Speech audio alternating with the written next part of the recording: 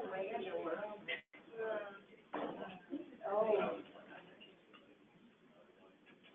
morning, everyone. I think we'll go ahead and get started. 10 minutes late. Sorry about that. I understand there were some traffic issues. I had a road closure. I don't know about the rest of you, but I think it was a difficult morning in general to get here. But let's go ahead and get started so that we don't get too far behind. And if anyone else needs to trickle in, that's just great. I'm Mindy. I manage the Medical Home Portal, and I facilitate this meeting. And I see familiar faces, and I see a couple new faces, so we're happy to have you here. We like to take a few minutes at the beginning. I can advance my slides here. It's been an interesting morning technically, so forgive us if we're a little challenged here. Oh, I got a spinning wheel. All right. So anyway, we like to take a few minutes to do introductions, and why don't we go ahead and do the people on the phone so we don't forget about them. Do you want to go ahead? So we have Melinda Tibbles. Can you tell us where you're from? I think you're muted. Yeah. Hi, I'm Melinda Tibbles, Utah Valley Pediatrics Timpanogos Care Coordinator. And Can you hear Pat me? Rowe? Oh, yeah. Thank you. Pat, you can unmute yourself and introduce yourself.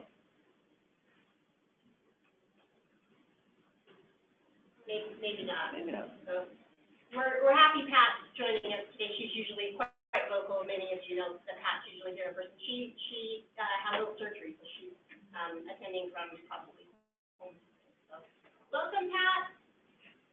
And one other person, is that it? That's it. That's it. Okay, great. So Kelly, do you want to? Oh, sorry. Well, all right, Jaron, might as well. Jaron's actually our presenter, who will, I'm sure, give himself a much better introduction in just a few minutes. So we're really glad you're here. And I apologize, I see I misspelled your last name on this slide. I fixed it in another version that must have been saved elsewhere. So you're just fine. 2 O's. I remember that. 2 O's. Okay, great. Eric. Hi, Eric Christensen, Chief Department of Health, Maternal Health Bureau, Integrated Services. As well, Aaron Parker, Summit Pediatrics. Julie Iverson, Health Figure Utah. Excuse me, I care manager for the University of Utah. And Marilyn Howe, Integrated Services Program, Department of Health. Also, Integrated Services Program. Also. And putting in at Los Angeles. Actually, always, Los Angeles Pediatrics, then Health Coordinator. Also, Los Angeles Pediatrics. Is the resources for the Medical Home Portal. Her word out, Medical Home Coordinator, Los Angeles Pediatrics. Yeah, Medical Home Coordinator for Los Angeles. Christina, Care Coordinator for University of Utah. And then I'm also Care Coordinator for Excellent. And I'm Dawn Bentley. I'm one of the quality improvement coaches at UPIC. Gina. Coffee. Beverage queen extraordinaire. Wonderful. All right. So this is the part. Oh, a couple of announcements. Yeah. So we have a bunch of survey things going on. Surveys. I don't know if any of you have had the opportunity to see it yet, but we have a new survey banner that's showing up on the Medical Home Portal. It's on every page except the home page, so if you're in there looking for something, this will come up. If you are annoyed by it, you can simply say no thanks, and it won't come up again if you use the same browser to come back to the Medical Home Portal. Alternatively, you can click take the survey. It's only 2 questions, and we'd love to get your feedback. And then if for some reason you take the survey or say no thanks, but then decide that you'd like to either do it again or do it for the first time, and you don't see that banner, on every page again, except the home page, there's these options, and we've added the link to the survey right there. And again, it's just to help us understand if you're finding what you need, and just very quick 2 questions, and then if you're interested in giving us follow-up feedback, you have an opportunity to give us your email there as well. So we'd love to get your feedback and help improve our metrics in so doing.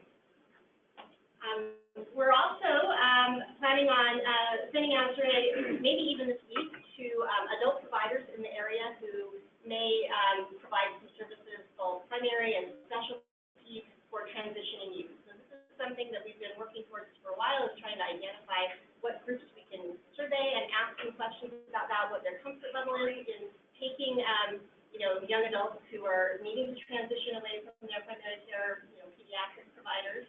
And so we're hoping that this will bolster our service providers in our directory around transition. So look forward to that. And then finally, we don't want to forget that we'd asked you all to take a survey, and we appreciate anyone who's done that over the years. It helps give us kind of an idea of what you're encountering in your day-to-day roles, what may have changed over time in your roles as a care coordinator, and also to help us understand what we can be focusing on in terms of these meetings and giving you resources and information and so on. And so we'll actually be taking a deeper dive into that, a closer look in August. And again, this is to help us help you, and so we'd love to hear from you, what it is that you're encountering day to day within your practice or clinic around your role as a care coordinator, and so that'll be our August focus. All right, so now brainstorming time. So this is again your time, your opportunity to raise any issues, any barriers that you're having in terms of your cases, and brainstorm with this group. We use the medical home portal to see if there are resources, local service providers, and other groups that might be able to be of help to connecting your families and patients with the things that they need. Also, we looked for new resources, things that we're not aware of from this group, and then we make sure that they get into the medical home portal directory. So it kind of works both ways. This is also a time that if you have any wins, we love to hear about those.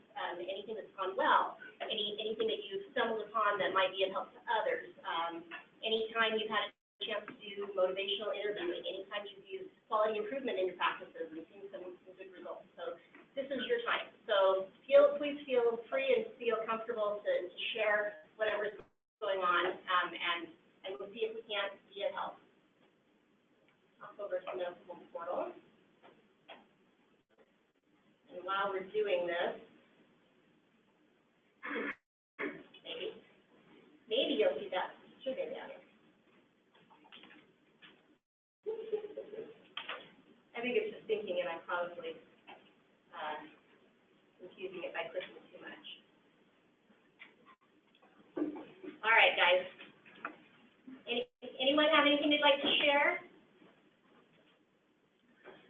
Actually, I'm Cammie. I work at South Davis Community Hospital in a skilled nursing unit for pediatrics, and I have he'll be 2 next month, and at 14 months he fell ill with a virus that caused acute flaccid myelitis, so like polio, non-polio.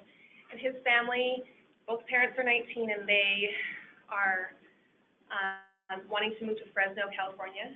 And so it's he's trached, and has a G-tube, and needs a lot of respiratory treatments. But I'm trying to discharge him to Fresno, and I've found a really good clinic that does trachs and G-tube, special needs kids, and just struggling with they won't see him unless he has Medi-Cal already in place, and I really wanted to make sure he got off the plane and was able to see a doctor within a day or two of getting there.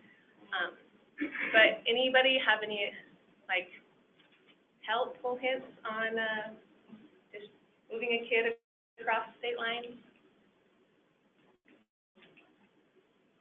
I can give you a direct contact for Family Voices there that can help coordinate on that end. Oh, that would be great. Yeah, of course, right. So, because we've had another family that moved in the last year, not to Fresno, but to California, and we were able to get Medi-Cal set up fairly quickly, not within a day or two, but I would say within a week or two. Yeah. I talked to Medi-Cal, and they seem pretty workable, but the parents have really got to be on it, and then I have to kind of get a commitment from a doctor to really see them officially, but So I'll give you her name and number before you leave, and you can call her. That'd be great. Thanks. So So just for those of you who may not know, so Family Voices, at least in, it sounds like in California, as in Utah, is the Family Health Information Center. Is that right, Gina? Yeah. Okay. So not every state Family Health Information Center will be a Family Voices, but probably the vast majority are. And so Family Voices is a wonderful national organization that really does try to help coordinate the healthcare needs of children with special healthcare needs. So it's staffed by parents who have children with special needs and who've been through that system in that state and can really do that connecting. So of course, that's a great first place to start. Thank you. I've had a lot, quite a few calls about one-time caregivers, not necessarily respite, but daycare. And that is, I know we've discussed respite and care in the past. I just wondered if there was new findings about who, I did do a search, and on care.com, I don't know if anybody else has looked at that, but they do have a list of people who want to work with special needs families and will be nannies or take care of families. But I would say the average rate is $13 an hour, and if a parent is working, they have to make a lot of money to be able to take care of their caregivers. But I wonder if there's any additional information that's around the discussion of caregivers, daycare or respite care that's available to these families with special needs. Yeah, I don't recall hearing anything new, but maybe Gina has, you? The only thing I'd say is, are by any chance, maybe they qualify, because we just heard that the income eligibility to get the child care subsidy through DWS helps offset, it's not going to pay for the whole amount, but helps offset especially for families with children that have disabilities or special health care needs. And so that might be a way to make it more manageable, but fortunately, I would say, other than coming in about offering them to a second, what we get here, possibly find some respite or affordable care. And to our knowledge, there's Medicare, Medicaid does not pay for that. Not much on a Medicaid paper. Right. Yeah. And so going to care.childcare.com or care.com, at least care about childcare, they're all licensed, and we can kind of go through. But unfortunately, there hasn't been any great new pieces, because even Barrow Care now that they're a DSPD provider, so for families that don't have those types of Medicaid waiver services are still looking now for a couple of hours today. So we're having a lot of families doing some co-oping, but they still their own work. I have another question. I have a family moving from Colorado to Utah. They have a 12-year-old son with a lot of who's adopted. They really need to find a neuropsychologist or a psychologist to help him. A lot of trauma as a baby, he was adopted from the hospital after he had brain injury and other issues. Now it's mostly behavioral that they're dealing with, 12-year-old. And I think they will be living in the Salt Lake area. I'm just wondering if anybody has had any experience of recommending a psychologist or a counselor, or doesn't have autism, so not necessarily an autism problem, that would be good for him and understanding disease. And I guess he says things that get the family in trouble, and he also is talking about killing himself. And I know that Valley Mental Health has been, has a good program, but they're a fairly good income family. Thank you. Thank you. Okay. Okay. Trying to think what their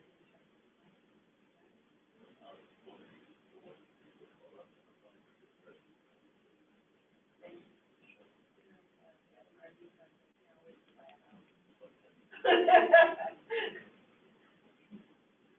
Yeah, so the tricky part, I mean, we don't have reviews in the medical home portal.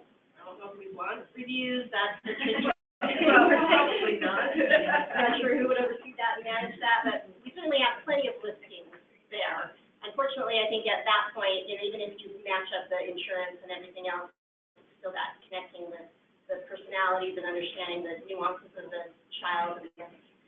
So if you've got somebody who's a little bit in the know, that's great. That's what I was hoping, and I did remember that you were a mental health, coordinator, so, We can definitely, I can just tell everybody, because it sounds like there's a lot of attachment piece going on with adoption and relationship issues. And so just offhand, her name's Michelle Benson, and she has a whole clinic structure around attachment, kids that have difficult backgrounds and trauma and difficult behaviors. So I'll make sure I get her so we can line up and have insurance stuff too. But that's one of the first ones I think of that's fantastic for those kinds of situations. Michelle Benson. Okay, great. And, I'd have to pull up my database, so I That's forgot okay. what she calls the clinic exactly. Yeah, I want to take the time in the meeting right now to look and see if we've got her, but we'll double check that, and then if not, we'll reach out to you, Dan, make sure we have her in there. Okay. Good. Anybody else?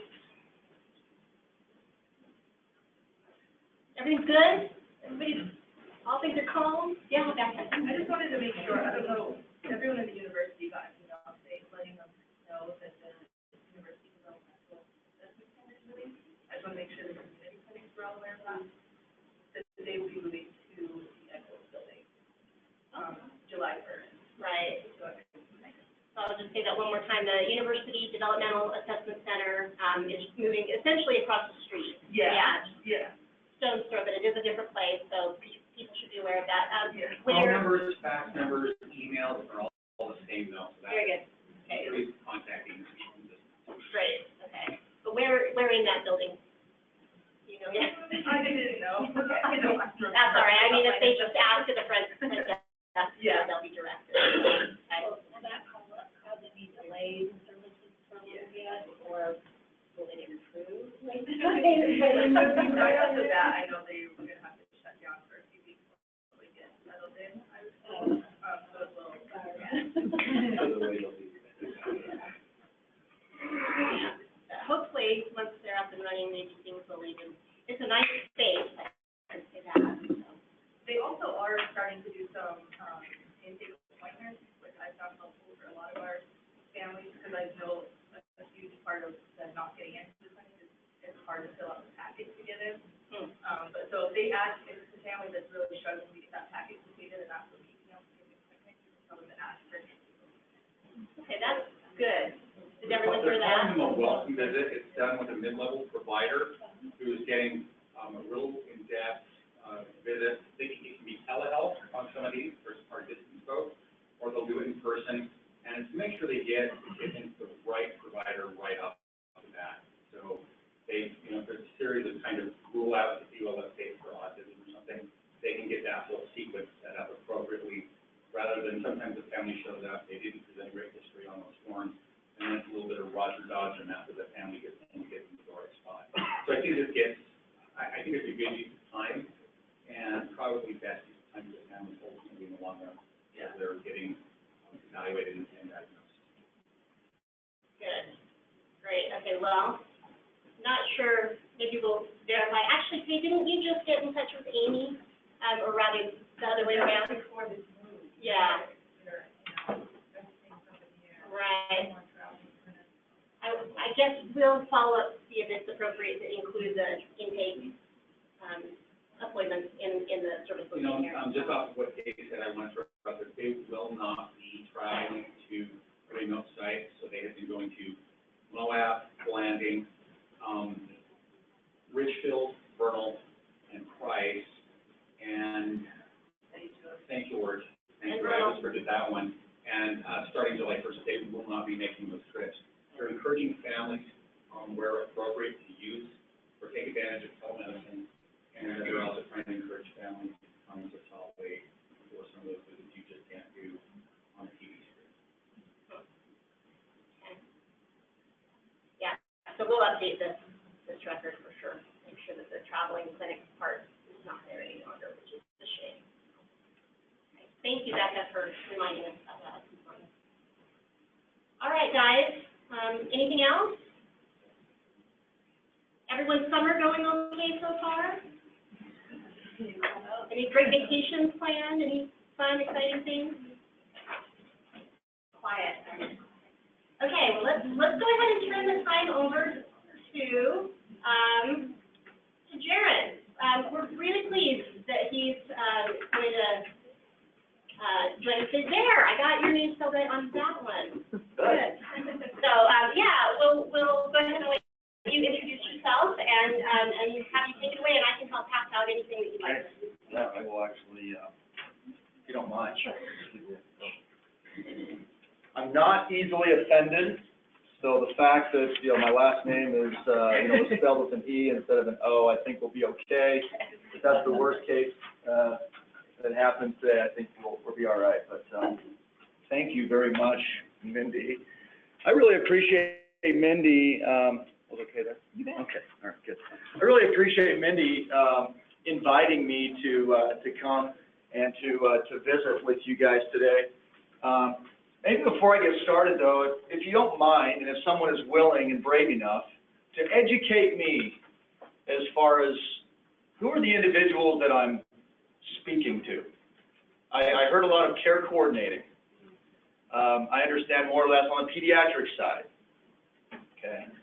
So help me better understand the role of a pediatric care coordinator, just so that I know who I'm speaking to and where and how what I'm going to talk about may actually intertwine or be of value to what you guys are doing every day.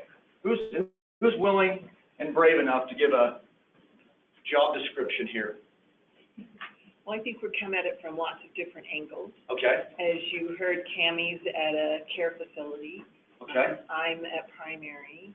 Many of these folks are from local pediatricians' offices and different things like that. Okay. So we each have a little bit different roles, but I guess we're all the same is that we're dealing with families with children with special needs who don't have enough resources out there to help. Okay. Good. And how does a family come to work with an individual like you guys? How does that all come about? Liz, you're smiling, you laugh. I'm in a little different position. I'm the family. So I was Okay. hired by our practice quite a few years ago to go in there and be the person who can be the voice for the family.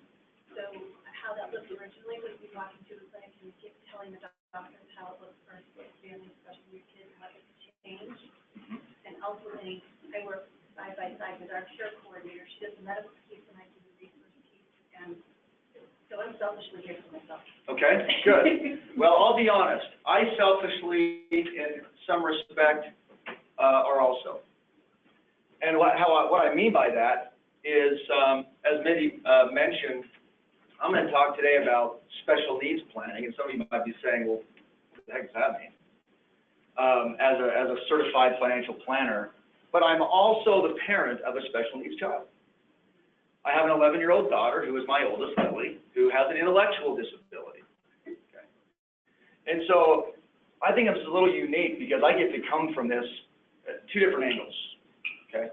I get to come at this from a parent who has been through this process or going through this process, but also as a professional in a field that just so happens has the capabilities to be able to touch on and educate about a topic that I feel like is not out there.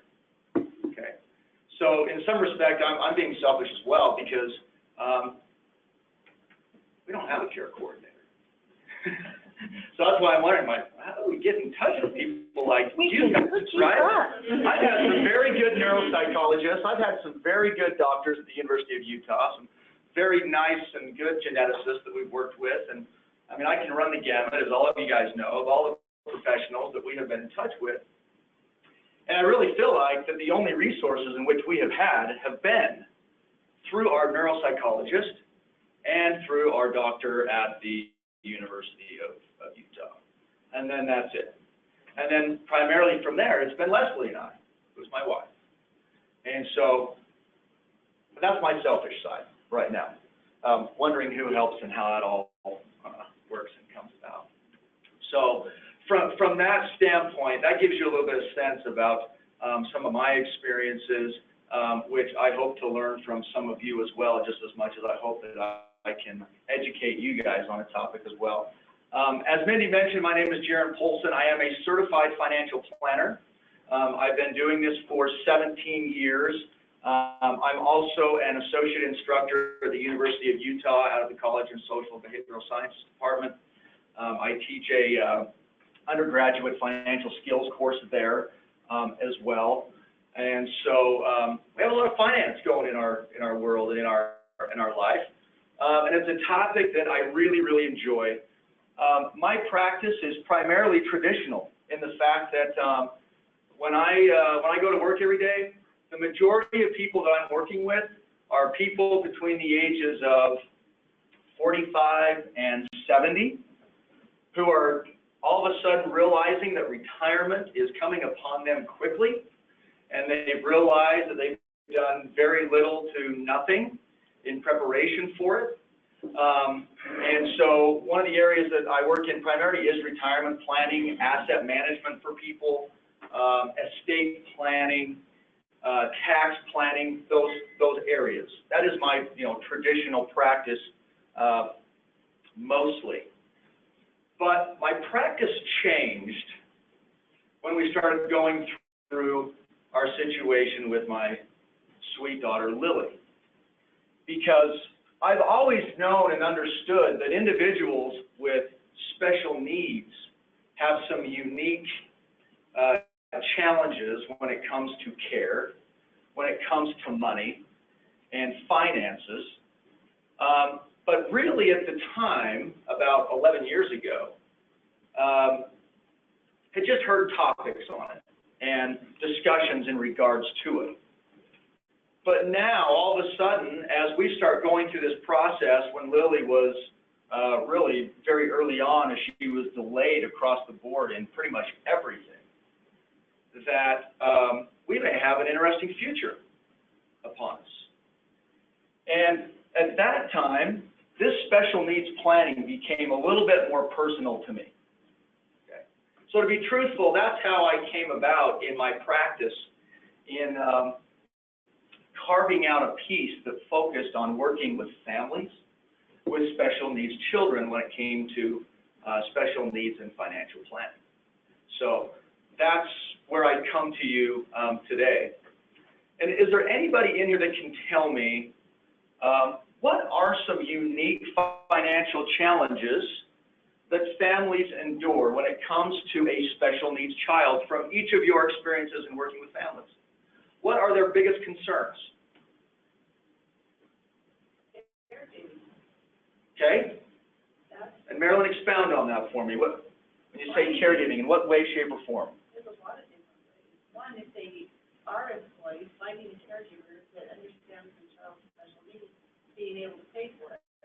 When they become adults, who's going to care for their daycare, because they're not going to get up and go to work, they may not have jobs. And they will always need someone there, and if they don't. There is CSHCN, there's programs, but not everybody is on that. Okay. Even respite care, and that kind of thing. I guess I've had a lot of cases recently. That's a big deal. Okay. Good. Thank you, Marilyn. Well, I think as parents age, they realize that they're not going to be around for forever. So what happens with their child who's dependent upon these very, giving, devoted parents all these years? Who takes over that role? Yeah. Did you cheat? Did you get any kind of insight about this presentation today at all, Eric? I'm not saying, okay? So Marilyn is exactly right. I mean, obviously, as a parent, one of the biggest concerns that we have is where and how are we going to get services, which is why I say, how does a parent or a family like us get in touch with people like you? because the constant conversation that Leslie and I have is, are we doing everything that we can for Lily? We like to think that we are, but we don't know what we don't know, okay?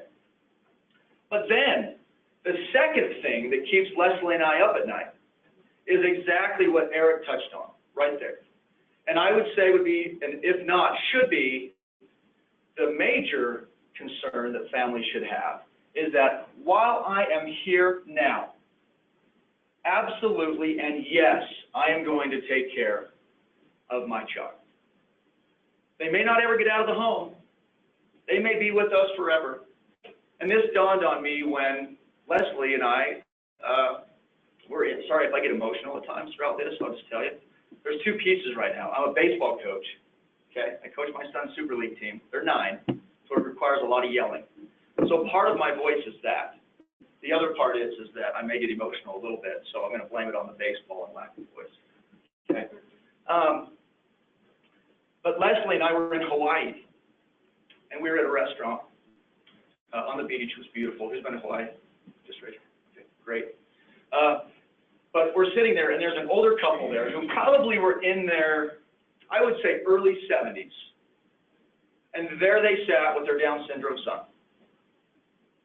And I looked over and I saw that, and I looked at Leslie and I said, that very well could be us. Okay? Lily may never leave home.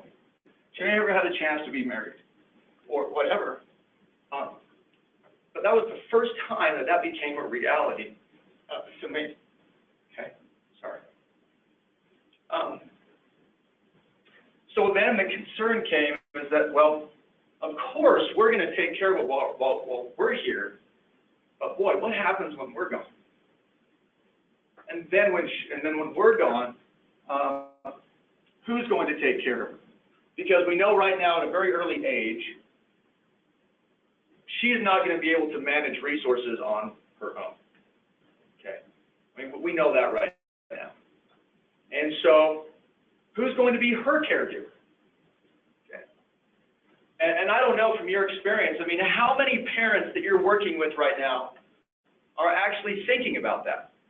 Or are they actually just thinking about, oh my gosh, what are we going to do today to make sure that we get little Timmy or Samantha or whatever the care that they need? I mean, what's your experience? I'm interested to know. I think a lot of parents think about it, but it's not taking action on it because getting through today is so tough. Sure. So it's always that's in the future, and you know, I'll deal with it later, and all of a sudden you reach crisis mode. Yeah. Yeah. Great. Anybody else? I also have a special needs son, so I think about this every single day. Yeah. There's not a day that goes by that says, what am I doing today to make his life safer when I'm not there? Yeah. So, yeah, and I have a couple of patients that they just realize, I think they have this, when they're younger, they have this, he'll get better, he'll get better, and then all of a sudden they're 16, 17, 18, Yeah. and they're lost in the system now, and they're now they're starting, like you said, they're in crisis mode, and we're not gonna live forever, we need something in place now to ensure his future. Yeah, yeah, absolutely. And Heidi, I can agree with you. I mean, those are things, Leslie and I, again, we still talk. We've done this kind of planning, but I still wonder, is there more? Did we miss something? Is it gonna be too late at some point that we find something else that we should have done? So even though the planning's been done, it's still very much, top of mind. And so, this discussion today is primarily focused on that, okay? It's that discussion right there that says, look, we're going to continue to provide care and help out and do the things that we need to while we're alive, but what are things going to look like if we're not around or not capable? Because I can tell you that every day, just working on the financial planning side, we plan for risks. What are some of those risks that can take place that can send a financial plan in absolute turmoil? Okay, an accident, becoming disabled with the inability to work or earn an income. Okay, what else? losing your job for any reason. Okay? Maybe corporate America environment, more cutthroat, more layoffs, you know, working more for less, whatever. Okay, what else? Changing insurance. Okay? Insurance situations, okay? And we could probably have 10 discussions on insurance in here, right? Okay? What about even that premature death? Premature death. People pass away prematurely, unexpectedly. Okay? I mean, those things are reality that happen each and every day. And it not only can blow up our entire current financial plan for each of you, but think about the impact that it has on a family that has that additional component of a special needs child. Okay? So, just to take another step back and talk about, you know, my personal experience, is that I mentioned that I really feel like that we got set on our path to services and help from our neuropsychologist. Our neuropsychologist, after the testing and things that we got done, sat down with us, drew out these circles and had all these different lines branching off in all these other different directions, and had all these departments and services and IEPs and, you know, all these things, DSPD and all these other, you know, organizations and things that we needed to be doing and talk about, which we appreciated and was great. But not one discussion at all about the financial impact of my child in my situation. Now, is that their role or their responsibility? We could probably argue either which way. As a parent, I can tell you, yes, I wish it would have been. Not to be an expert at it, but as a resource to just tip my mind to, okay, this changes maybe even your financial circumstance. Maybe these are some things that you should consider. Here are some resources, okay? For a while, before Lily was diagnosed as an intellectual disability, they thought she was autistic. It was until later, after she was older and could do some additional testing, that they ruled out autism and said intellectual disability. At the time that they thought it was autism, nobody walked up to Leslie and I and handed us a packet and said, hey, your child's autistic. Here's the packet. Good luck. Okay, we didn't get that. The next resource we went to was our physician at the University of Utah. Okay, fantastic individual. Okay, we've been working with him for a number of years now, and he has been a tremendous blessing in our life. Did a very similar thing for us as the neuropsychologist did. Drew us some circles, had some lines and some branch offs, and it outlined IEP and, you know, schooling and, you know, services and, you know, behavioral therapy and all these different things that we should consider, but not one mention about the financial impact of now having a special needs child. Again, arguably, is it their role and responsibility to do that? Yes or no? We won't get into that. But boy, again, as a parent, I sure wish there would have been. Now, I'm a little bit different because I just so happen to be in this business. And so because I was in this business, I thought, oh my gosh, I can't have anything in Lily's name financially. Guess what I had done? Guess who was some of the beneficiaries on some of our retirement accounts? My kids, divided equally. What about my life insurance policies? My wife, primary, contingent. My children divided equally. Okay? Is that a bad thing in everyday planning? No. No. Assuming that you have kids that are responsible and can handle the money and don't have challenges and addictions and other things. But does it possibly cause problems for a special needs child that's receiving government benefits and programs? Does it? What impact? What impact does it have? All of a sudden, I pass away, all children divided equally, Willie gets, whatever, $50,000 even, $10,000 even, $3,000 even. Okay, what am I getting to? The threshold, right? What's that threshold with government programs and services and SSI and Medicaid and those types of things? What's the dollar amount? $2,000. If my child has more than $2,000 in their name and they receive assistance of any kind of governmental program, guess what? Boom. They're off. Okay? So Leslie and I realized that we've got some changes to make because we don't know, we plan on living forever, okay? We don't plan on dying. We don't plan on becoming disabled. But we realized that we had some changes to make financially. And fortunately, I'm a little biased, but I think we had a pretty good financial planner that we could go back to. Okay, there we go. I was waiting for a few chuckles. All right, a little straight face there. And so at that point in time, I took a completely different look at planning financially for special needs individuals because I was now living it. But never once did I have anybody tell me that. Never did I have anybody explain to me what a special needs trust was. Never did I have anybody explain to me what I'm going to show here in a little bit, what is referenced as a letter of intent. I never had any discussions with anyone about any of that. I was just so fortunate to have an understanding of that.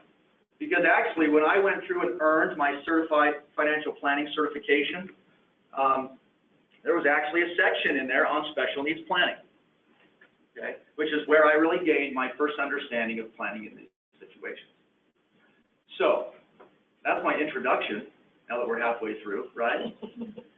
But that brings me to this discussion today, which is intended to be just an overview, merely an introduction to each of you. And now, better understanding your guys' role every day in the capacity that you play with your clinics, with your organizations, even with your families, my hope would be going forward, and I'm really trying to make a difference. And here's my conflict of interest, if you want, right? Okay. My conflict of interest is that I'm very passionate about life care planning because I live it. I've told you that.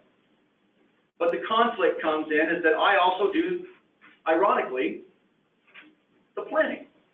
Okay. So there's a conflict of interest for you. There you go. Okay. And I don't see very many other financial planners that actually have any kind of, specialized understanding or direction in this area. Everybody would be glad to help you with each of your retirements. Everybody wants to help you manage your money. But when it comes to special needs planning, I don't know as if I've heard very many, if any other people out there. Now, I live in a small box. But point is that I don't see it out there much. Okay? And I'm curious to the group. This is a great forum. I'm actually impressed with, the issues that are raised up, and to be able to see everybody raise, people raising their hands and providing resources and help to one another. But have any of you come across, talked with, discussed, or had any kind of, hey, there is somebody out there, a financial planner that actually does this kind of work? Curious to know. Okay. Good. And they come and talk to us at the clinic. But it's not, it doesn't seem very specialized. Yours is specialized. There's sort of this broad situation, and that seems a little bit more specialized to me. I just want to mention one thing. When Sure. you're talking about the special needs trust, the barrier that I see for families, because I talk about that a lot. Yeah. And the barrier I see with families is the trust. The cost? Yeah. Because So, yeah. and the special needs component, even though I bring it up and talk to them about our own situation, and I'm the worst person to talk to about it because my special needs trust, last year we had to make changes to it, and that was last year, still sitting on my desk. Mm-hmm. Sure. I just can't do it. Yeah. Yeah, absolutely. Absolutely. It's Yeah. there. Yeah. I mean, one of the downsides, Liz brings up a good point on this. I mean, there's probably lots of families that you're thinking of right now that are in your network or people that you're working with, that you look at and say, man, they're on Medicaid for a reason, right? I mean, they're low-income individuals. And boy, great discussion, Jaron, great planning ideas, good stuff, but at the end of the day, how do they pay for that, right? Surviving. They're just getting by, yeah. And unfortunately, and I'm on a mission, guys, trust me. Like, I'm on a mission here to be able to do, you know, two things. One, give these kinds of services and opportunities to everyone, okay? Everyone. The second thing is to find a way, and this is why I've been talking to our doctor at the University of Utah. He's actually the one that got me in touch with Mindy, actually. Because what I told him is that I didn't get this discussion. I want to find a way to be able to get people that are on the front lines, that works with these families, to be able to have this as a topic, to be one of their, as they draw their, anybody here draw circles with little spokes that come off and all the services and things? Raise your hand if you do that. That's okay. Okay, that's great. I love the circles and spokes. Okay, I love the circles and spokes, right? They all branch off. There are lots of resources. Okay, I want a life care plan to be a line item. I want it to be a spoke on that wheel. I want my neuropsychologist mentioning those things. I want my doctor. I want you guys, because families need to be educated. Okay, they need to know what's there. And sometimes those come with a cost, but we're going to figure out a way to be able to make, you know, to make these services and things available to families. I don't know how, but we're going to figure it out, right? It's just a matter of getting it out there. So let's go into talking about this life care plan. And again, my intentions today is to just give you a brief introduction of the concept, okay? I'm not going to dig deep into anyone's and specific topic on here. For example, one of them is government benefits and programs, okay? We could spend all day long talking about government benefits and programs, okay? We're not going to do that today. I do have individual presentations on each of these individual components. If at some point and wherever and however you guys wanted to do that or had situations or environments where that would be appropriate, I'd be more than happy to you know, do this presentation or specifically do presentations on one specific component of it, so we have the ability to do that. But today, I just want to give you an overview of this concept. Okay. So when we talk about life care planning, the focus of it is really on the parents or the caregivers for the benefit of the child. Okay. Does that make sense? So it's really coming down to answering that question of, okay, look, I realize that we're not going to be here forever. Something could actually happen to us. And so in instances or cases like that, then what? Okay, that's really the idea behind the life care plan coming from the mind of a parent or a caregiver. Okay. So let's go through this. Each of you should have your own outline there.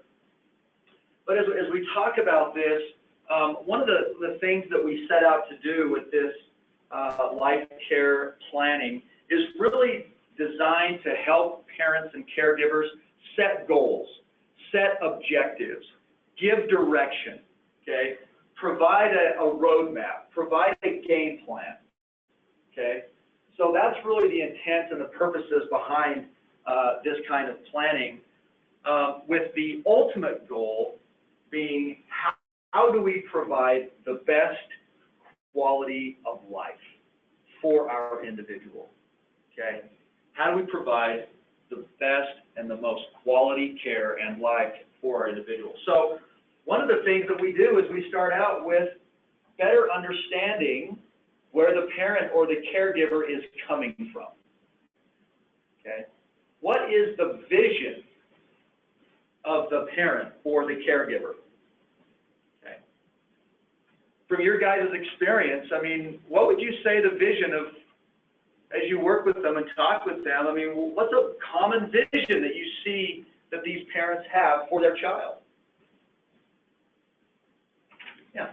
be cared for by loving family members primarily, but then also give the kind of care that they need.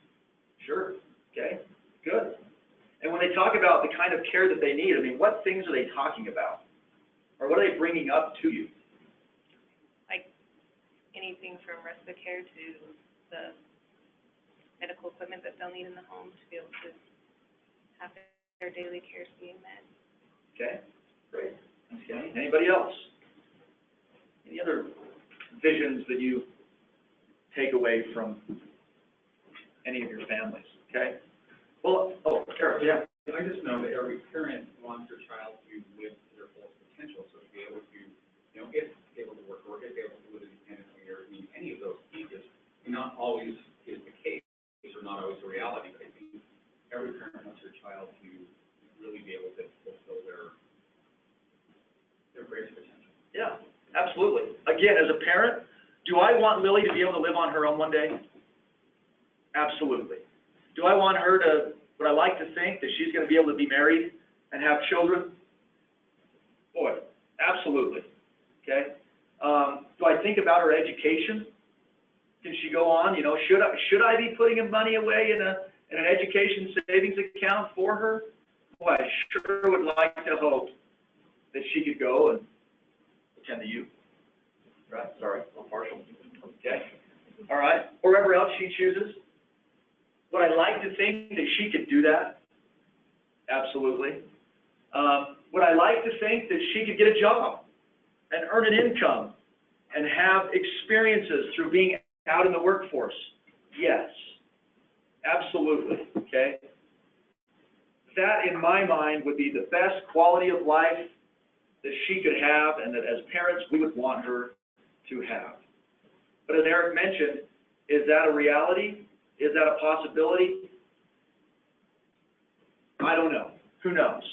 But as I start thinking about the vision that I have for my child, those are the things that I'm thinking about, and those are the things that I'm wondering about. Okay?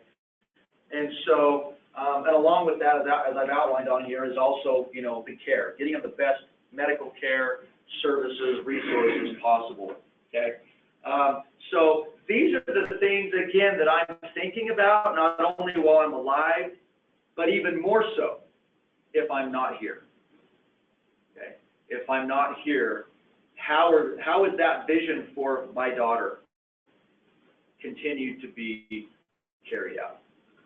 Okay? Yeah.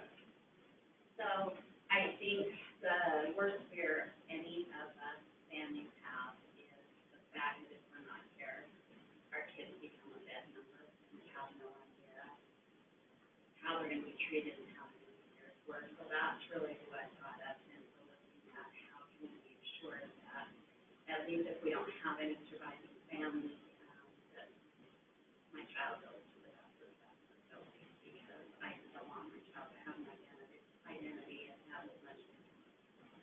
Yeah, absolutely. Thank you. And I think that can resonate with a lot of us. And sometimes we like to think that our family will step up, right? We like to think that our family will step up. Is that always, in your experiences, the case? Not. It's not. It's very similar to long-term care situations, right? I mean, when I do retirement planning for individuals, one of the biggest discussions that we have is long-term care. Well, what happens as you get older? And when you get older, you get sick. When you get sick, you need care. And where and how are you going to get that care? Oh, well, I spent all these years taking care of my kids, so when I need it, they're going to take care of me. Maybe. Maybe. Quick story. Working with a client, special needs child, doing life care planning, got her in touch with a special needs planning attorney, got her in touch with a CPA that does, you know, has some expertise in special needs accounting, helping them realize what things can we deduct and take benefit, you know, those types of things as well. And it came down to, in the planning, it was, okay, well, if I'm not here, okay, who's going to have, you know, who's going to step up? Who's going to help take care of him? Because he can't be on his own. The client had one daughter and then this other special needs individual. And she said, oh, she'll take him. Pretty confident and sure of it. The recommendation that we made was, well, before we do this planning, why don't you go have a discussion with her?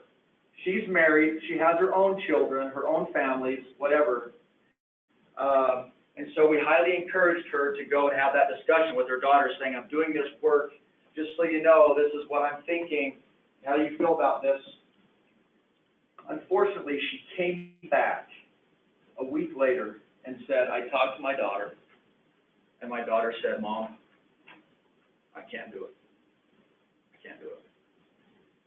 I've got my husband, we've got our kids, and as much as I want to, you know, have him in the home, can't do it. That's how she felt. She was absolutely heartbroken. Heartbroken. Okay? Because she just figured and assumed sibling, family. Okay? Doesn't always work out that way. So we have this vision of what we think and anticipate we want our future to look like for our children, but we have opportunities to make sure ahead of time, as was mentioned, thank you, to do what we can to make sure that what we want is actually carried out. Okay? All right. The next component then is this discussion of, at some point in time, are we going to have a guardian in place? Are we going to have somebody that's going to have to go through this process of getting guardianship if we have an individual or a situation to where, again, they can't make decisions, financial decisions, those types of things on their own? Who have dealt with this situation? Okay? How many of you have dealt with situations where this discussion of conservator or guardian comes up and people are like, what? I have to get a guardianship over my child? Or anybody seen that? Okay? And you're just like, oh my gosh, we're at this phase right now and we're having this discussion and this is, you know, this is new to you. Okay? So that also is a concern. So again, if in fact we're, you know, one, while we're here, obviously we're going to, as parents, step up. But what is that going to look like if we're not? Okay? Who is going to step in? Who's going to be that person? Who's going to, you know, be that guardian? We do that for our younger children, right? I have 4 kids. In our will, it states that, you know, Leslie's sister is going to take our kids if something happens to Leslie and I. So, very similar type thing, but who's going to step up and be able to handle and deal and cope and facilitate all of the needs that are going to continue to be there as that guardian, okay? So part of that life care planning is, as outlined again, is selecting that guardian, that conservator, and having those discussions early, okay? Having those discussions early and getting them documented as far as the best candidate that we can consider to step up and be in that role, in that capacity, okay? The next thing as part of this life care plan is this idea of what is referenced as a letter of intent, okay? This letter of intent. Is anybody at all familiar with, I did that just perfectly, if I'd have known there were 4 rows. Who can tell me, in their experience, if any, what they would assume a letter of intent to be? And these are samples that I have created that you guys can pass down the row and just take a quick peek at. But if we talk about a letter of intent, what do you think a letter of intent would entail? Any thoughts, any ideas? I mean, if you were a parent, again, stepping into those shoes, what do you feel like that you would need to have or want for somebody that is going to be stepping in to this guardian or caregiving role? Plan. Okay, a plan. Oh, interesting. I just stepped into this role of guardian or caregiver, and boy, it sure would be nice to have a little bit of background about the medical history here. Good. What else? Think about if you were to be put in that situation, okay? Somebody were to, you were to be the guardian or the caregiver. With you being in that role now, what do you wish you knew? Or what would you want to know? What's their Here's goal? a day in the life. What's that? Here's a day in Lonnie's life. Oh. This is what it looks like. And it changes, but Yeah. In a broad scope, what do they do daily? this is what she does well with, this is what she doesn't do well with. Ah, interesting. And we all experience situations where some kids, maybe a little bit of certain kind of clothing on them, just kind of set them off. Anybody been in that situation? Okay? Or other little things like that that you just would, boy, that would be really nice to know, because that would have just saved a whole lot of hassle, headache, or whatever. Okay? Good. Daily activities. Okay, Beth, you mentioned something. Goals of care, what is it that the parents want for their child if they're not there to help with that? Yeah, boy, I would love to know what Jaron and Leslie's long-term goals or objectives were for Lily, because I feel a tremendous amount of responsibility right now, and therefore I feel an obligation to them. Boy, I wish I had those written down. Okay, what else? Dan? Who all their caregivers are. Okay, who are the go-tos? Okay, who are the physicians? Who are the therapists? Those types of things. Okay, excellent. I'm gonna say along the same line, caregivers, but like the contact numbers, maybe to have, get a hold of them, not just names, but like where are they and how to get a hold of them? Great. And what do they do? Like they may not know that name, what their specialty is and what they do for that child. Yeah, excellent. Excellent. Thank you, Sarah. Anybody else? Can you imagine anything else that you'd like to know? If you're stepping into this role or this capacity. Okay? I kind of cheated, like, because I looked at it, it reminded me, Stephen, on some recent reading that I've done for children who are adopted, that families who, the birth parents may want them to know their culture, they may want them to have their values, religious values, things like that about them. Yeah, interesting. Interesting that you bring that up, Cindy, because my sister, we were over at her place for Father's Day, and they adopted a little girl 11 years ago from Kentucky. And we were talking about genealogy. And she had made mention that she had gone on to Ancestry.com, and I guess now there's DNA testing that Ancestry.com does, where you just swab the mouth, you can send it into Ancestry, they do a DNA match, and then it brings up all these other people that have the DNA match, and you can now, track down and trace back to origins through these DNA swabs. And she said, we found out Kenley's origin. And it was fascinating because now that was a concern to them. They want to know where she came from. All these different questions that she had that was of interest. So, yeah, absolutely, right? I think that your guardian or your conservator would be somebody that shared those, that's why you probably wouldn't chose that person. Mm-hmm. Yeah, sure. Okay, good. Eric? So I'm coming at this from a semi-cheating perspective as well. It's okay. It's all right. The topic with education and medical providers and all of that, you are constantly tracking down medical records all the time, and if you don't know where things happen, how can you then request those records? Yeah.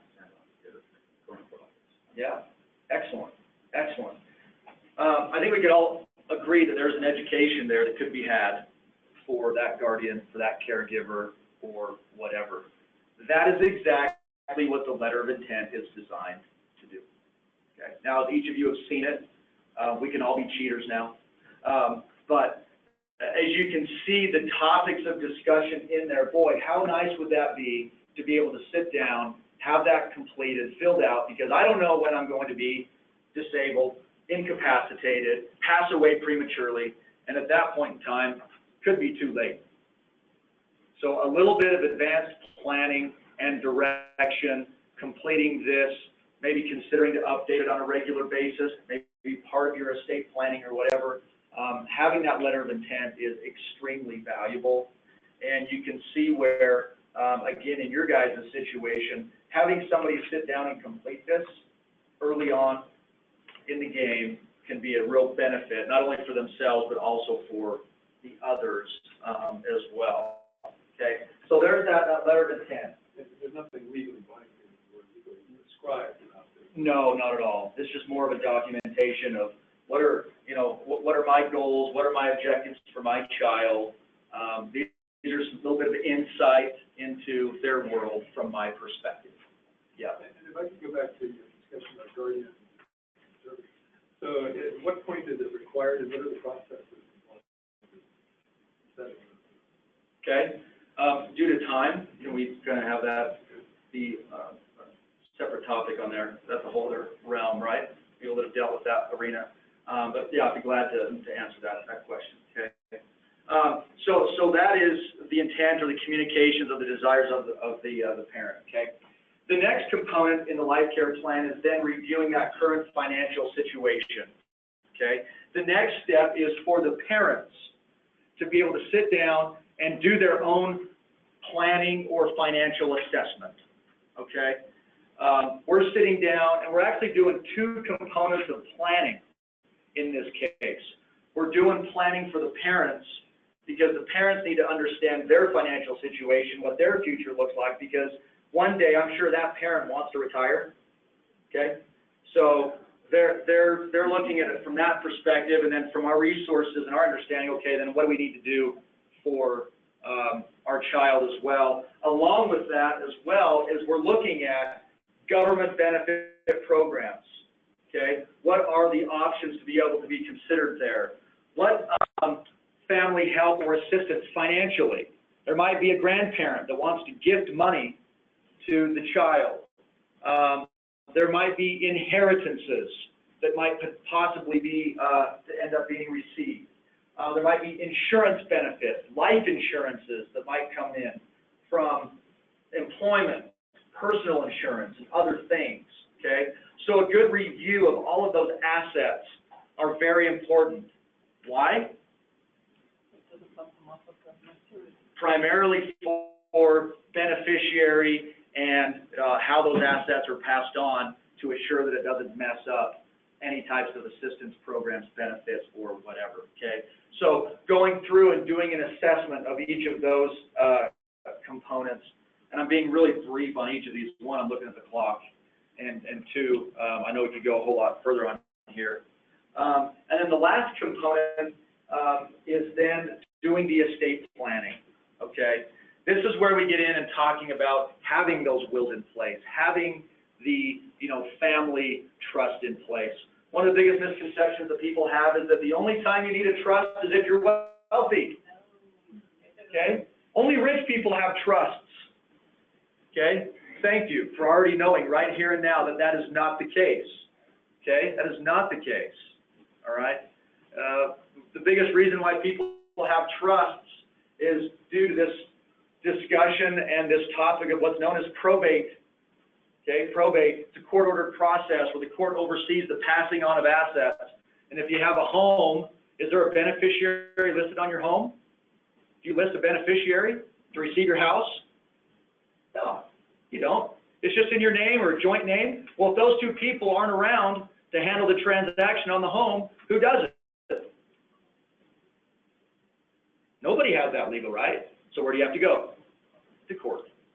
Okay? And now you have a legal process that dictates and tells somebody that they have the ability to now sell that house. It's probate. Okay? That's the simplest, and it helps manage assets and resources, of course. But this idea of a trust for wealthy people is absolutely incorrect. Okay? And then comes that second component of a trust, and that's what's referred to as a special needs trust. Okay? How many people have heard of a special needs trust in here? Okay? Special needs trusts are primarily and specifically set up for the purpose of receiving assets for children who have special needs or any other kinds of circumstances that would keep them from managing resources. that, and here's the beauty of it, that does not kick them off of or have any impact on their government programs and assistance. So I could have $1 million be transferred into my daughter's special needs trust and still be able to receive government programs, benefits, Medicaid, SSI, whatever. Okay? It's a beautiful thing because primarily SSI is designed to cover what? Okay? Food, primarily, and... Emphasize to cover medical costs. Right. But some of those resources, supplemental security income, I mean, that also can be used for, you know, housing, food, and those types of things, right? Well, what about those other little trinkets of life that we want our kids to have, like having Lily go and get her hair done from time to time, being able to take her to Lagoon, or go and do these other things, okay? Where does that supplemental money come from to allow her to do that? If it comes from any other source, it puts her at risk, right? So now I have this trust that is put in place that holds this money that then allows that to be able to be used for her benefit without kicking her off of benefits, okay? It's like one of the best kept secrets out there, right? But that component, and again, we could talk all day long about those, but point being is that there are ways that we can plan ahead of time to allow monies to be there for the benefit of the children, to give them opportunities elsewhere and still allow them to be on and qualify for those government programs, okay? So the estate planning, the special needs trusts, and all of the different things there, okay? The second component of that just outlines, well, what really then is the role of a financial planner in this broad spectrum? And I've outlined there for you some bullet points as far as the role or capacity of, you know, an individual like myself or anybody else, keep in mind, that specializes in this or works in this area. It's a pretty unique area because one little mishap can cause a lot of havoc. So it's not like you can just, I mean, I call up anybody and say, hey, can you help us do this? And there's some intricacies there. But if you're looking at, well, what would the role of an individual be to help us develop this life care plan? I've outlined that just below in those bullet points. So I'll let you read through those and go through them. I have 2 minutes, and so all in multiple breaths, brief, quick outline of an introduction to a life care plan. Thoughts, questions? Again, I told you I'm not easily offended, so you know, if you were to poke holes in this whole thing, an idea, I mean, I'd be open for that. So thoughts or questions or comments that you might have? Yes? What would be the, you know, understanding there would be a range depending on the complexity of the family, et cetera, but what would be the range of typical costs for, you know, financial planner plus the lawyer plus whatever other professionals would we need to get involved in setting up a life? Yeah, so that's kind of a loaded question again because, I mean, there's lots of different scenarios, directions, components of finances, estate planning or whatever. But gosh, I mean, if you were just to throw it out there and say, hey, just give us a starting place, you know, I would say that you're probably going to be with an attorney, you know, the financial planning work and all of that. I would say at a minimum, you're probably going to be around $2,000. Okay. Yeah, I mean, it's if you wanted a range, it could probably go anywhere from 2 to 10, to be honest, $2,000 to $10,000. That's over what time frame? Is that would typically take like a month or 6 months? Yeah, it's usually over a several-month process. Usually everybody's working alongside one another. The estate planning's being crafted and done at the time, the financial planning's being done, the parents are working on the letter of intent and all those things, and then eventually it's brought back together, you know, for that benefit or for that purpose. And ideally that would be reevaluated, redone. How often? Every year. Every year. Yeah. That would be, and each year would involve like Not necessarily. Another 500? No, not necessarily. Some people are deaf, so Chuck, we're doing addendum to our special needs trust right now. Because the people that were in charge, we are not good about doing it every year.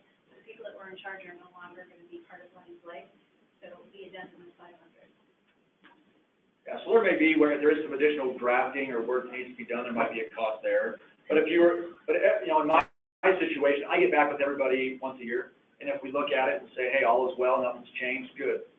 You know, no cost, no fee, whatever, see you next year, kind of thing. So I think it just really, you know, depends, yeah. Any other, yeah? So you have people that are maybe still a little reluctant, they still feel like they need to do this, but it's still something they just can't grab on to right now.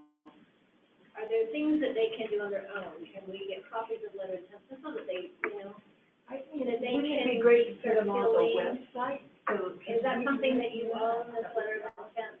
So that's something that, I've had the help of different organizations, Mass Mutual being one. Okay, I've had some connection affiliation with Mass Mutual and some other organizations that, you know, usually good ideas are the collaboration of a lot of other good ideas, right? And so there's been a conglomerate of resources and things that have been brought together to be able to kind of package this, if you will, as a concept or idea. But, you know, we can see what we can do. I mean, and again, my intention is for, you know, planning like this to be able to be available to everyone and not have a family not be able to get the work or the planning done just because they're, you know, financially or low income or whatever. I mean, would you guys argue that you have broad spectrums of financial backgrounds of families? Who in here works with families that are pretty well off, high net worth, pretty wealthy from what you can assess and tell? Okay? Yes, there's you. And then how many people do you have that are, you know, low income and whatever? Okay, so there's a broad spectrum there of families. I mean, wealthy families have special needs children too, right? And low income at the same time. So that's again where my goal and my intent, and I don't want this to be construed in the wrong way. This is not a commercial for me, okay? And that's one of the things that I told the doctor that I work with there. I said that the challenging part for me is that I by chance have expertise in this area that I can provide and do this.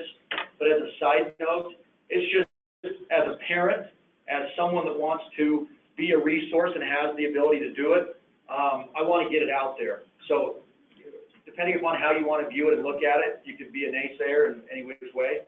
But really my intents and purposes are to get to the point where we can get people on the front lines working with these families to be able to just even, you know, be the tip of the iceberg or just a starting place of just mentioning this could have some financial impact. I would consider, you know, looking into it or whatever. Okay, I mean, that's a great starting place for me if we can just do that. Yes, Tara. A question about the special needs trust. So maybe you have a family that doesn't have a lot of assets at that point in time, but maybe they have life insurance or other things. Yes. If there's no assets or money to put into a special needs trust, can you still develop one? Yes. Yeah. And I'll tell you how you do that. So right now, maybe there's not enough money right now, but I know that my daughter needs money. Well, what I do is I go and buy a life insurance policy that is specifically for her purpose and her benefit. And I buy it. Life insurance policy for your daughter or for you? No, life insurance policy for my daughter. On us. Okay. So so right now, I mean, full disclosure, right? I have $1 million life insurance policy that is on mine and my wife's life. When Leslie and I die, that $1 million goes into her special needs trust.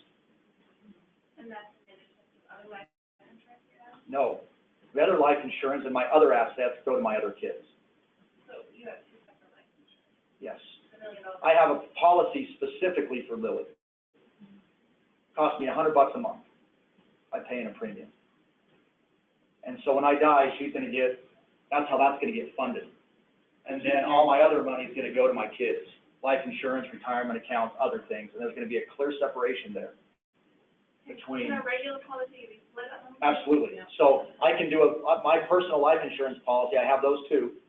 I could take 50% of my life insurance goes to, you know, Cash, Sadie, and Ty. and then the other 50% of the policy is named the Special Needs Trust. And then that gets carved off and gets funneled there. So do you already have a special needs trust account Yes, somewhere? yes. But say it doesn't have anything in it, but in the future it will. It have will. those policies. Yep, it's just sitting there. It's sitting there with no money in it. That's right. until- That's right. And that's how people that don't have a lot of money, if they say, hey, I don't have a ton of assets, I need to take care of my child, well, you know, if you can pay a $50 or $100 a month, you know, I mean, it varies, right? But if you can pay a monthly smaller premium to assure that you're going to have 500, anything, right? 250,000. If I can pay a $60 a month premium and assure that my child's going to have $500,000 put in a special needs trust to take care of their needs, even though I have very little over here. Okay, just a thought or an idea. Okay. Grandparents make a special needs trust just for that one grandchild. I'm sure they could, if they wanted to create something like that, have that, you know, assets funnel into there. But a lot of the times, grandparents won't set them up on their own. They'll just set them up as part of the parent's estate plan, and then they'll just direct assets to be named as beneficiaries to that special needs trust. I was just gonna say on that, letter of intent, that's why I said plan, because that's like a medical care plan and a care notebook that I think is already on Right, the medical home portal. So, all of that stuff, that's why I said that, you know, because I think we already have that on the medical home portal. So that's all. And it's another reason for us to encourage parents to do that care notebook. Yeah, absolutely. So then that is happening. Yeah, and I do that, yeah. Yeah. Yeah. But you know, sometimes I don't think of that.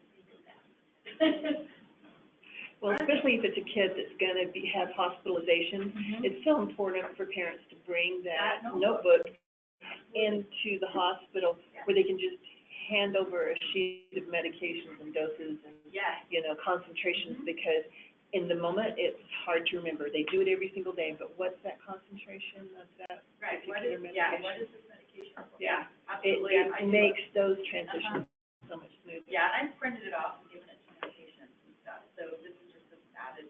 Yeah. So in the medical home, on the medical, your website, whatever that is, when you're talking about the medical notebook, are there things along financial lines? Okay, or like this Maybe letter not of intent?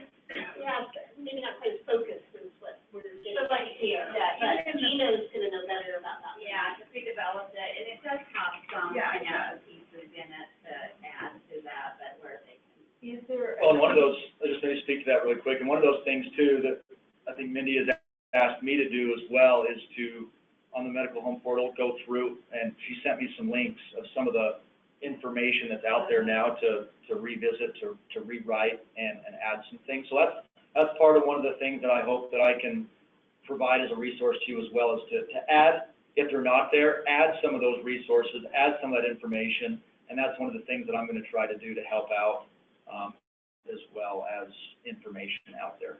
Sorry. So we direct them to that site in order to pull pages that they want through there? Yeah. No, but I haven't gone through all of them. Is there a place for listing all the specialists that are involved with your child? Excellent. Because some of the things are, Yeah, and it's due for an overhaul, so Uh-huh. we as staff are looking at that to try to commit to the down too. And because along with that, there's some other things that it is very important, especially when they're applying to adult services. There is a special needs alliance. Are you familiar with that, national nonprofit Sure. organization? Yeah. And, I have an older, 2015 record in there that has an individual, locally associated with that say, anyway, it'll be in our resources newsletter and I'll share it with you. Can I just jump in real quick, because I know some of you may have to leave before, I can say this. We are under new management, so our parking is a little bit tricky. Today, I know some of you may have got, parking, vaccine and some did not. Today, if you'll just take one of our business cards, please don't give them the are billing us by the half hour now, and so we have talked to them, and we're under negotiations, so today, she's already aware that all of you will be just giving her a business card from the Parent Center, so. You're signing in over there, help pay for that. Okay, yeah, make sure you sign in, guys. So I will step away due to time. Mindy, thank you. Thank you. I'll hang around for a few minutes if you want to talk. My, contact information is in the bottom left of that handout there. Glad to be a resource in any way that I can or answer any questions. Thank you for letting me come. Appreciate it, and hopefully we'll have a chance to connect again at some point in some future conversations. So, thank you. So I'll just ask you guys really quickly, if we had more resources, like Jaron's in the Salt Lake area, but, that if we could identify some that were more through the rest of the state, would that be something that would allow you to feel more confident in talking to your families? Because my guess, if it was me, I would be great handing them something like this, but at the point in time when they're starting to ask more detailed questions that I can't answer, I'm not comfortable with, I'm not the expert in it, would be great to be able to point them where else they can go. Otherwise, I'd be a little bit, that's hard, right, to say, you should do these things, but I can't help you with anything more than this piece of paper. So, I mean, would that be useful? Would you feel more confident if there were listings in our services directory of folks like Jaron who have that background and have that expertise?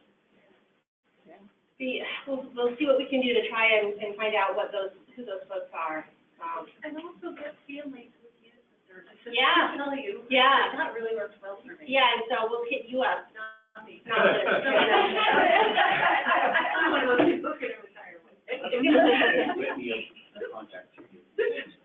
So I wanted to ask the group too, maybe it's in my, ignorance, but I'll guide people to the Disability Law Center a lot of the times with advanced directives and payees and hoping that they can get them rolling along these lines too. Is that something other people have done, or? So they will refer them back out because, Will that's they not be in just their purview.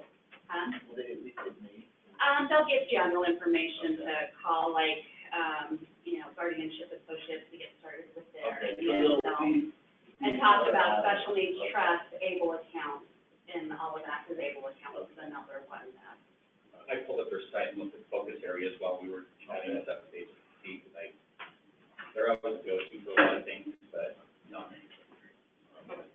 Yeah, that'd be really nice. Yeah, okay. Thank you, madam. Okay. Well, thank you again, Jaron, and I hope we're all, feeling a little bit more confident about, maybe mentioning this to the families we work with, because it is so important, right? Spoke to the will. Spoke to the wheel, that's right. Spoke to the will. That's right. All right, great, and then you guys, next month, July 19th, we'll be meeting again, and, Gina, I hope I have this right, so, a little more information will be presented about, substance abuse, mental health, and what. So, yeah, the family resource facilitator and dual diagnosis. Julia Pierce is from UCAT, so she's trying to put some of that in, but she's also a national family representative for families and professionals that serve dual diagnosis. Great. Terrific. All right, thanks, you guys. Thank Have a great you. rest of your day.